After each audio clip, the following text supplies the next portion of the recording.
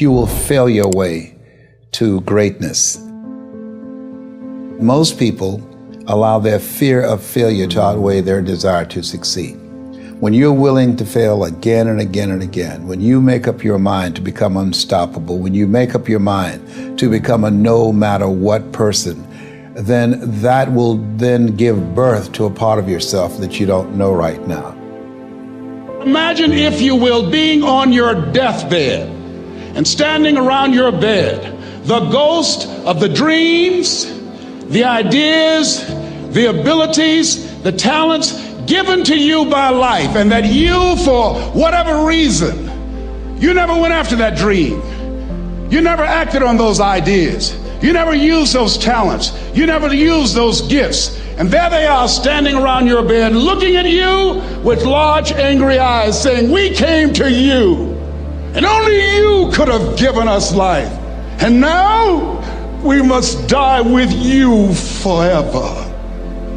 See, most people stop short of their dreams and park and get off the highway of life because of the rejections of life. You will always be rejected. It's no big deal. Jack Canfield said rejection is a myth. It's not like when somebody says no and then they slap you. No, it's just, to me, make no your vitamin. Get excited about the no. Why? Because every time someone says no, that brings you another step to a yes. You're getting closer. Trust me, you will win if you don't quit.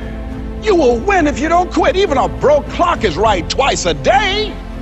As you go through the challenges of life and you look at it and embrace whatever comes to you, don't run from it. Step toward it. Don't try and duck it like most people do. See, most people want it easy. See, if you, easy come, easy what? Easy go. See, but when you go at what you're going to deal with and you deal with the difficulties of it, when you handle those hard things close at hand, making those hard decisions right now that you don't want to make, learning those things that you don't like to do, but you know that in order for you to get where you want to go, this is one of the hoops that you have to flip through. And I'm saying to you, whatever you got to do, do it, because if you don't, life is going to whoop you until you surrender.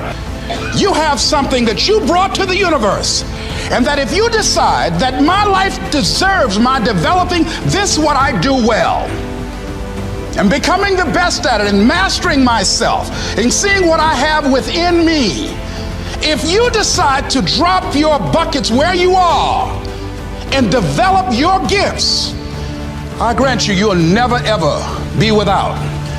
I grant you that your gifts will take you places that will literally amaze you. I grant you that if you begin to work to develop your gifts, you'll develop a strong sense of happiness. You'll get a larger vision of yourself, because part of beginning to get a larger vision of yourself, all of us need some area of our lives where we can have a feeling of competence. That people know when they think about this area, that's something you do. That you eat and sleep that. And that you do that. You do that. Changing is not easy.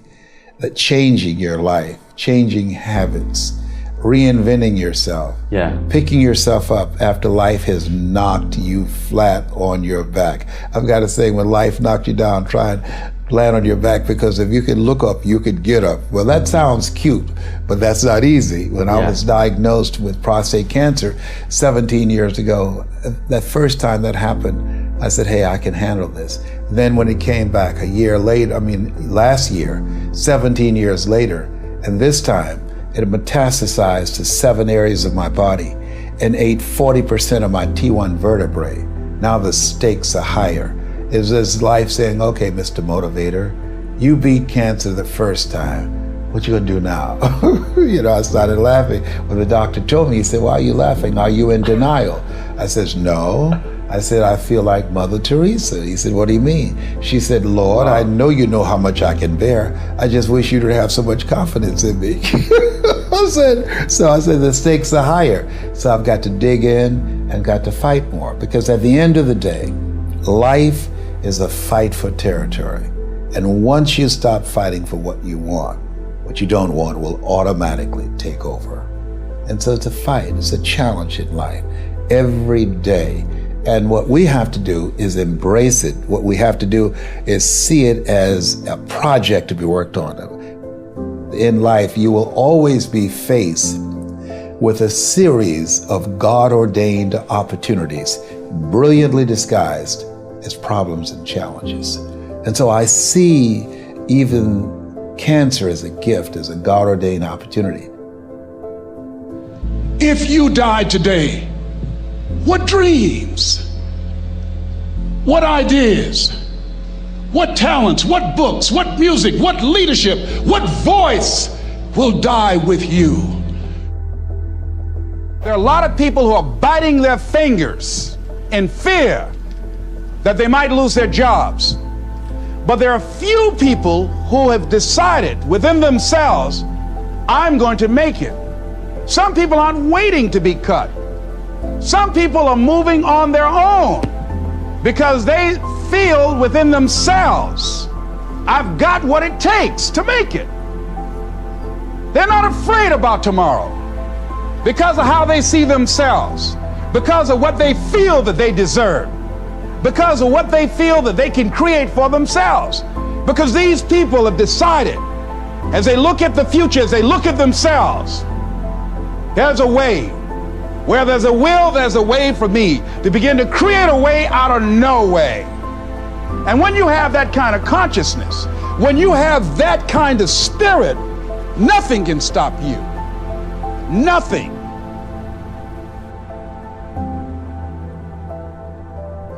There's no secret to success. There's a system to success.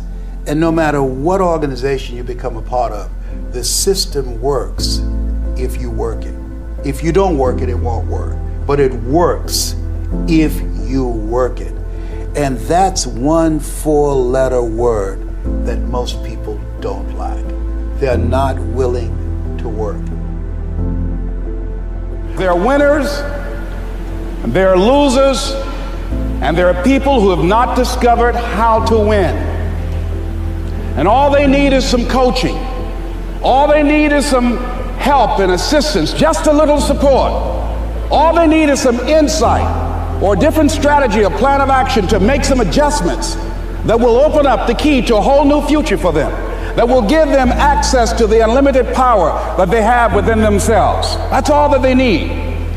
So what I want you to do is think about something you want for you, that's real for you, that's important for you, that will give your life some special meaning and power. And I don't even want you to say, I can do that. I don't want you to assume that. See, 5 years ago when I started out in this area, I would not have been able to make the mental leap that I would be up to where I am right now. I don't want you to begin to just psych yourself out. No. I want you to be able to say something to yourself that will enable you to maintain a level of integrity with yourself. That when you say this, even when you face tremendous setbacks, it will be a benchmark to keep you in the game, to keep you moving forward and experimenting and readjusting your strategy and your plan of action, continuously looking for ways to win. I think we have to reflect on, who am I? Why am I here? What drives me? If I died today, what 3 words would I want said about me if I died today? You know, what is it that defines me? You know, and how do I define myself? So I went to the next mode necessary to start talking to people and seeking and asking for what I wanted and leveraging relationships and trying to find out, how do the people do it that went ahead of me? How do they do it? And then what is it I need to do? How is it I need to train myself, to develop myself? What's the resources that will be required in order to make it happen? And as I start seeking out and asking questions, I started running into people who said, I know someone who can help you do that. And they helped me get connected with those people. Remember, we have so much energy that can take us so far. It's necessary that you hook up with some other energy that can take you to the next level. I hooked up with them. They said, let's go. I said, away we go.